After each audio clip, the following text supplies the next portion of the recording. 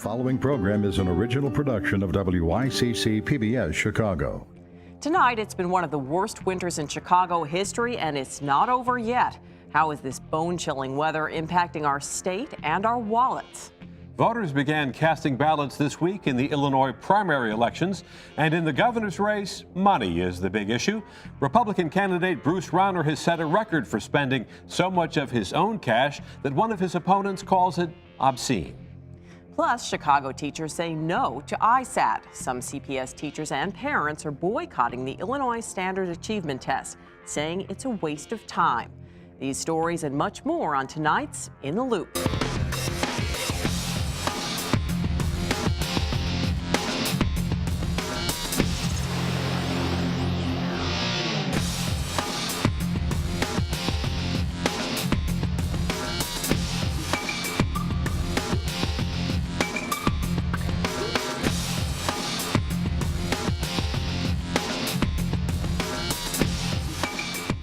Good evening, I'm Barbara Pinto. And I'm Chris Bury. Tonight, a closer look at the cost of a winter that is among the coldest and snowiest on record. The city of Chicago has already plowed through its snow removal budget with plenty of winter still left to go. Add to that the price tag of filling all those potholes and all those flat tires they've cost. While the costs pile up faster than a Michigan Avenue snowbank, there may also be some benefit to this extreme weather.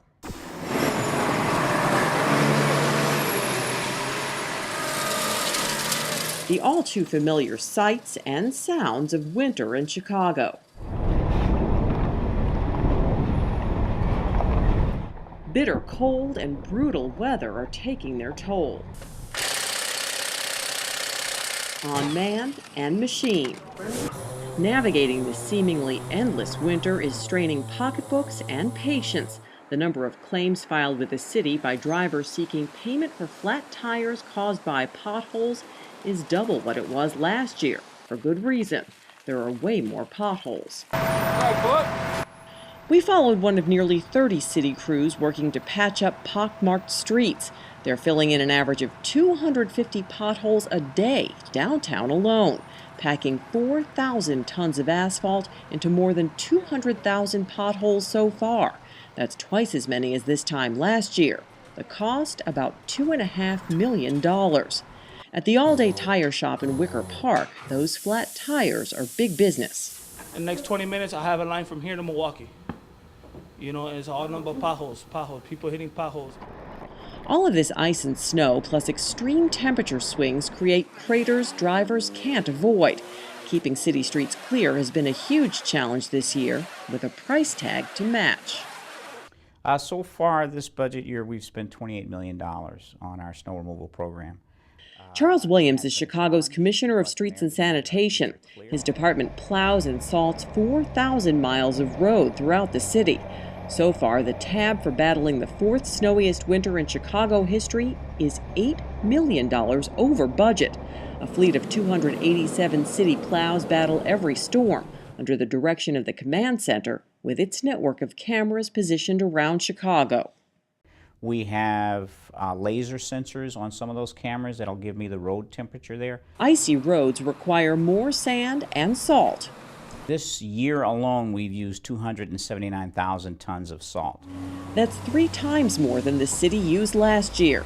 Blame it on the Polar Vortex. Its impact felt coast to coast, even chilling the national economy. The chair of the Federal Reserve told the Senate Banking Committee that as a result, spending has slowed. Part of that softness may reflect adverse weather conditions, but at this point it's difficult to discern exactly how much. The weather has put a freeze on the restaurant business too, with reports of empty dining rooms and customers preferring to stay at home. Thank you for calling Connie's Pizza and Catering. This is Steve speaking. How can I help you? Connie's Pizza in Chicago says their delivery business is booming. We have a fleet of about 30 trucks, and we're using every one of them on a cold night. Russ DiVincenzo is the general manager at the pizzeria's South Archer location. There's a consistent pattern of more deliveries when it is colder, snowing, raining. We do get more on the delivery side. The delivery is definitely rocking and rolling with the weather being so cold. We are joined today by Richard Castro, meteorologist with the National Weather Service. Welcome. Thanks for having me. Now, this certainly feels like the longest winter ever. Is this one for the record books? Oh, I mean, 100% truth. For anybody that wasn't born early enough to remember the late 70s winter, specifically 78, 79, this is by far the worst winter you have ever experienced in your entire lifetime if you grew up in Chicago, so yes. It certainly feels that way. Break it down for us, I mean, in terms of snow, and we still got, you know, some time left to go. Oh here. yeah, I mean, looks like we'll be in a colder pattern. When you're in a colder pattern, you always have a chance for snow. We've had over 75 inches of snow, fourth snowiest of all time snowfall season. It was the third coldest winter, just behind 78, 79, which is like the benchmark winter for a lot of people that grew up in this area. So I mean, just every way, all the stats kind of bear out that it's been one of the worst winters in history since records have been kept in Chicago. Wow. Well, 2 years ago, at this time of year, it was about 75 degrees. Now we're coming off of days upon days upon days of freezing weather. What's going on here weather-wise?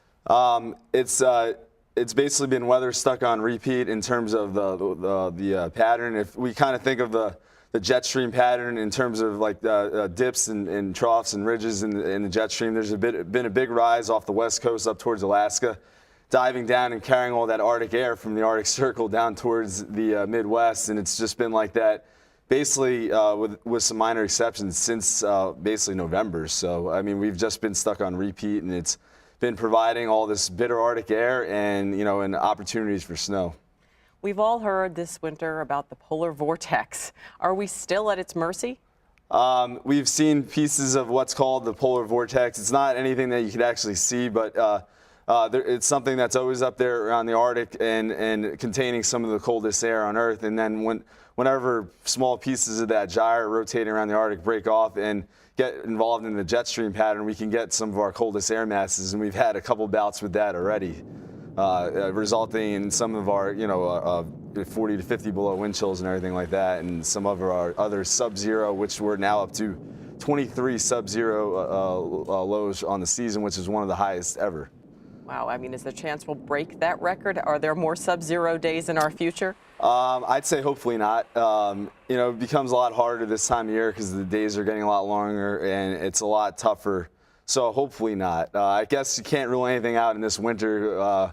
We can't be surprised when any of the extremes that the records that we've set anymore. So I guess you couldn't 100% rule it out, but I'd be a little bit surprised, so let's cross our fingers. Now, this is probably the question everyone is asking you. When can we expect this weather to break? When can we see some spring? Unfortunately, aside from we'll get some milder days, and looking like tomorrow could be a nice one. It'll feel a lot warmer, especially because it's March with a nice high sun angle, but it just doesn't look like we're going to really break out of this pattern anytime soon, unfortunately. It looks like we could have some more shots at having, Arctic air for this time of year. Nothing like what we will see in January, but still pretty cold. And with that, you definitely can't rule out some more opportunities for snow as long as we're in a colder pattern. Oh my goodness! I was hoping you'd have some good news for us. Yeah, I wish I could. I wish I could be the bearer of good news, but just I hate to be the messenger here. Now there are reports that this cold weather, the snow, the ice, has cost us about $50 billion so far in terms of lost productivity, missed flights.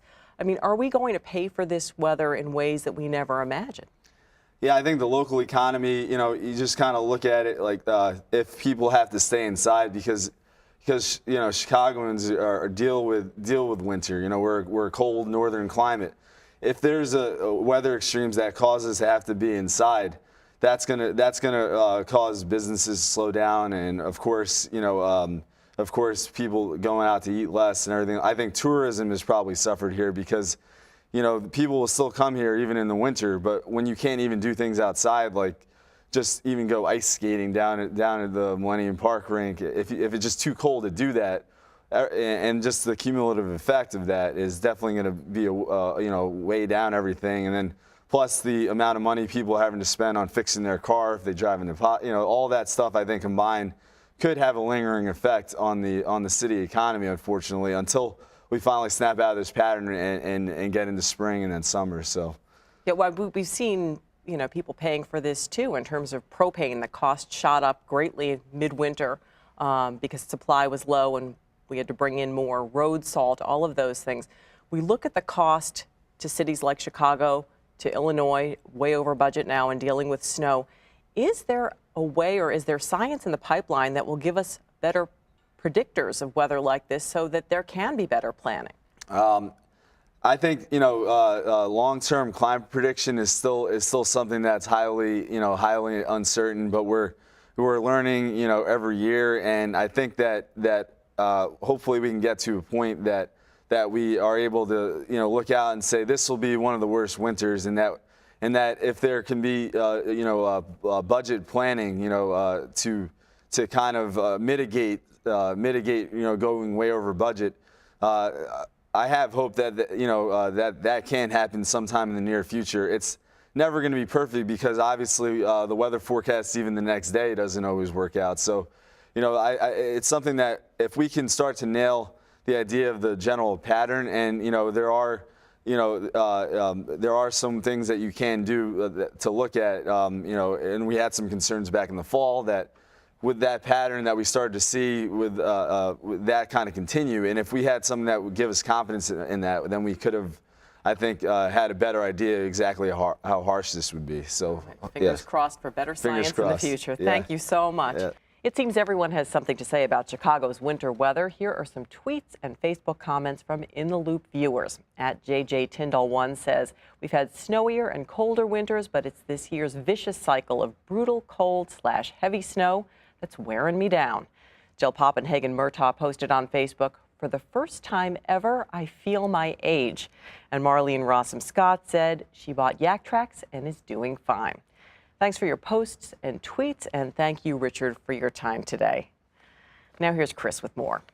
Thanks, Barbara. A candidate for Illinois governor spends millions of his own money, teachers boycott standardized tests, and the first concealed carry permits are mailed out. Those are some of the stories trending this week. The campaign for cash. As early voting gets underway, Republican candidates blast Bruce Rauner for spending $6 million of his own money on the governor's race. As long as it's spending his own money, I have nothing against that. To test or not to test. Some Chicago teachers and students are opting out of a required achievement test. They claim the students are bombarded by tests that don't really matter. I honestly don't think it benefits the student at all. I don't personally find it necessary. But teachers who don't comply face disciplinary action. The gun permits are in the mail. The first 5,000 were sent out this week, but a debate rages about possible loopholes in Illinois' new concealed carry law. I personally believe that everybody, besides having a background check to be able to carry a gun, you should have a psychological check. I think that a person, as long as you haven't committed any type of serious crime, you should be allowed to carry a concealed weapon. Both Illinois senators want to name a new Washington building after the legendary lawman Eliot Ness. But a Chicago alderman argues the Ness legend is more myth than history. And joining us are Gerardo Cardenas, Senior Manager of Communications for AARP Illinois, Cara Burrell-Wright, founder of MindHearted.com, and Greg Burns, Editorial Board Member for the Chicago Tribune. Welcome, everybody. So we've had a couple of feisty debates in the governor's race, Republican primary this week. Bruce Rauner, the Republican candidate for governor, under attack for spending $6 million of his own money. And one of his opponents, Kirk Dillard, called that obscene. Greg, is that fair or cheap shot? I think it's jealousy, honestly. If Kirk Dillard had that kind of money, he'd be very happy to spend it too. And the risk for Rauner is that people do resent someone buying an election, and that's what Kirk Dillard, I think, is trying to imply, that Rauner's not really as genuinely ahead in the polls as it might indicate. He's just bought his way there. It seems strong for a fellow Republican to use the word obscene when talking about raising money, Cara. Well, I mean, I think that we have a reputation for pay-to-play politics, and so to raise the issue, it makes sense to me, and I think it does speak to a larger issue around privilege. Our political process is supposed to be open to everyone, and I don't begrudge wealth at all, but I do think it does beg the question: when are we going to have a robust discussion around campaign reform? Gerardo? Well, I completely agree with Karen. I think the issue here is the more money you put into the political process, the more the regular voter abstains and sort of shies away from what's involved. And I think that candidates need to reconnect with voters on a more level playing field so the real issues are discussed and not whether or not somebody has $6 million of his own money to put into the race. If he has that kind of money, great for him. It is an uneven playing field. He is way ahead in the polls compared to the other Republicans. When it does come to the gubernatorial race, it's going to be a very heated one, so you know for sure that more money is going to come into play. Therefore, keeping the regular voter away from that process. Should his own wealth be a factor? I mean, after all, Mayor Emanuel is a wealthy man. The former mayor of New York City, Michael Bloomberg, a billionaire. The Senate is filled with millionaires. So what if he's wealthy? Well, it seems like you need some wealth to get started in politics these days, and there are not a lot of rags to riches stories, especially in higher office. And if you look at our candidates, not just in the gubernatorial race, but across the board in Illinois, a lot of very successful people. And I think it is a question of whether voters are feeling disconnected, and you want to make sure that you can reach the people who are voting. In a primary, it's a little different because you have very dedicated voters, and I think in the general, it's going to be harder for Bruce Rauner, I think, to connect, and for other candidates of great wealth. The other part about the primary battle among the Republican candidates here, Kirk Dillard is getting endorsements from the State Employees Union, from the two major teachers union in Illinois. Rauner says he ought to be running in the Democratic primary. Yeah, that was kind of a cheap shot in some ways, I think, but it's also true of Rauner, according to some conservatives, that he's not a genuine Republican. And these barbs that they're trading back and forth, I think, will help Governor Quinn. And it'll be interesting when the dust clears and we have a Republican candidate, how quickly Governor Quinn becomes subject to those attacks and how quickly Governor Quinn can fight back. Cara, what about those union endorsements? I mean, to me, it really speaks to kind of the political culture that we have going on now, not just here, but across the nation. It seems like politics has become you're either on this side or this side. And I mean, we all know that you can't really govern from either side. You've got to really be able to govern in a way that really embraces all the voices. And so I just think it speaks to a bigger issue. Well, politics makes strange bedfellows. I think some of the unions may also be wanting to get back at Quinn over pension reform. But I think that the Republican, not Rauner, but Dillard, Rutherford, and the third candidate, I'm sorry, I'm blanking out right now. Bill Brady? Bill Brady. I think they were caught by surprise by Rauner's ascendance into the political arena like that. I mean, he came in really strong. They were fighting, the other three were fighting for something that they thought they should have had the last time around. And they were completely overtaken by a candidate who doesn't have those kinds of deep ties into the traditional Republican Party. In the last couple of polls, it looks like Rauner is keeping an 18 to 20 percentage point lead over the next closest opponent, who is Kirk Dillard. Is this looking like a two-person race? Well, I think a lot of people have counted out Dan Rutherford because of the turmoil in his campaign, but he's the only one who's been elected to statewide office, and I think going into it, he was a serious contender. And with Kirk Dillard, with the union backing, as Dillard points out, a third of Republican primary voters are union members, so I think that's going to help him. It'll give him some TV ads at the end, too, which will also. Is Rutherford completely out of it? I noticed at the debate the other night, he said that he was there basically eating peanuts, watching everybody else in the circus. He wanted that peanut concession. Yeah, and I mean, that may be all that's left for him, except for the fact that he is a guy who's run for office for 40 years now and run for this office, and he knows the state finances. He's got a lot going for him, but he's being eclipsed, so. I think he's out. You think he's out? I think he's postponing the inevitable, but I agree with Greg. I think that there's more to Rutherford than just this race, that he's going to be involved in Illinois politics for a long time, but for the purposes of this race, he's too far behind. Well, the primary is only a couple of weeks away, right. So it's going to be fun to watch. Whoever the next governor is, he's going to have to deal with the problem of education in Illinois. There's been a bit of a brouhaha the last couple of weeks over standardized testing. It's the law that these students are supposed to take a standardized test this week, but some teachers are opting out of it. Should they? Well, the Tribune editorial board applauded CPS for going through its testing regime and trying to eliminate tests in an orderly fashion.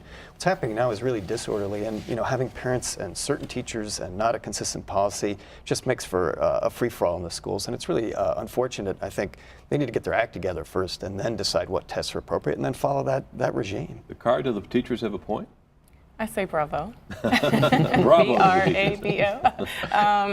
The test isn't being used for anything. It's not being used for teacher ratings. It's not being used for school ratings. It's not being used for enrollment into selective schools. So why would I want my child to spend 2 weeks testing for a test that's not going to be used for anything? It just doesn't make sense. And so while it does create a precarious situation, I think that something had to be done. And I think parents are behind the teachers, and they're the ones that are on the front lines. And, as a parent, it is an uncomfortable conversation, because the success of our students really is based on a collaborative relationship between administrators and teachers. And you've got administration saying, please let your kids take the test. You've got teachers saying, no, stay out. And so I think parents just have to, go with their gut. Me, I say bravo, and, let's keep it rolling. Gerardo, are the kids caught in the middle? Because as Cara said, administrators are saying, look, you need to take the test. Some teachers are saying no. Well, unfortunately, they are. I grew up in a different country. We didn't have any of these aptitude tests. When I went to school, the aptitude of the student was determined based on the exams, and as you moved from middle school to high school to college, by admission exams. And that was a fair way of finding out whether the student was ready and was receiving the education that he or she was supposed to receive. Right now here, the kids are being over-tested. And they're having to deal with this test, and they're having to deal also with a tremendous political fight between CPS and the teachers. That is not their fight. So that's, these tests are also kind of testing the system, and they're not coming out, with good results. So I think that fundamental reform needs to happen, but unfortunately, again, as it happened last year, the kids get caught in the middle of a huge fight. But Greg, I guess the question is it really up to the teachers when state law says this test is required in order to judge the results of the federal law, No Child Left Behind? Well, that's exactly right. We need the tests in order to establish that kids are really learning, that teachers are doing their jobs. And I think, good teachers don't like to test because they'd rather spend the classroom time on something good. Bad teachers don't like to test for the wrong reasons, and that's why you need them. What's it going to do this year? It's not being used for anything. Nothing.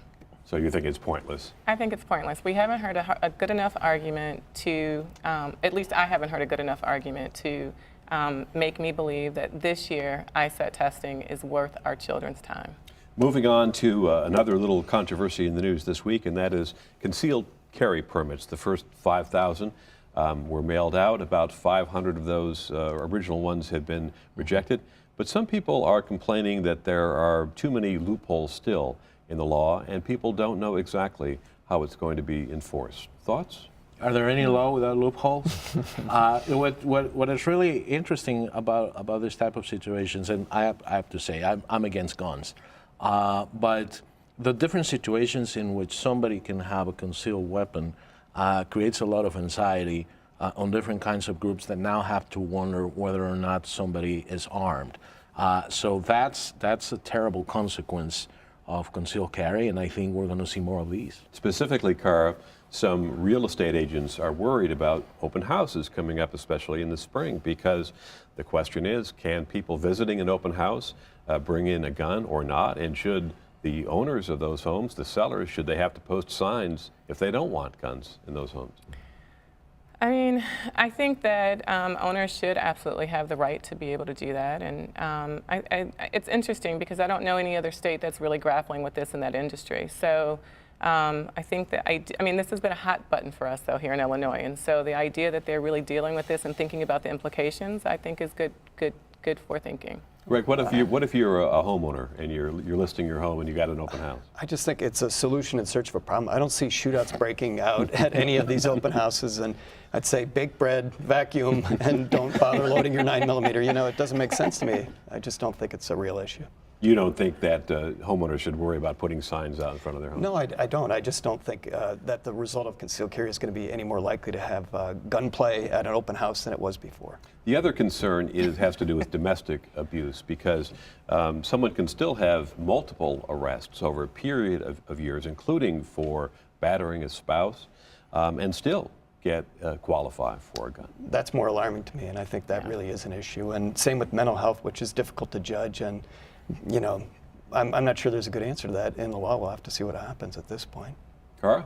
I would agree with that. I mean, I think if anything, we could look at the number of arrests that are allowed. I think at this point it's up to 5 over a certain period of time, and I think that's excessive. So I think if we were going to look at anything, that would be the number to look at. Gerardo, do you have confidence that they're screening people out who don't deserve to have these permits or shouldn't have these permits? I don't know. I think that law enforcement has a lot of concerns, and I think they're very credible concerns. I'm just worried about the consequences of concealed carry, and how's it going to play down the road. On the domestic abuse issue, I think it's egregious that somebody who is an abuser in a relationship also cannot be punished for carrying a weapon. I think that here what really is at stake is the victim's rights when it comes to issues of domestic abuse, and it's just a terrible, terrible consequence of what is altogether a bad law. On the other hand, an arrest is not the same as a conviction. Well, that's true, and I think the people who are receiving these permits are being trained, and there is a screening process.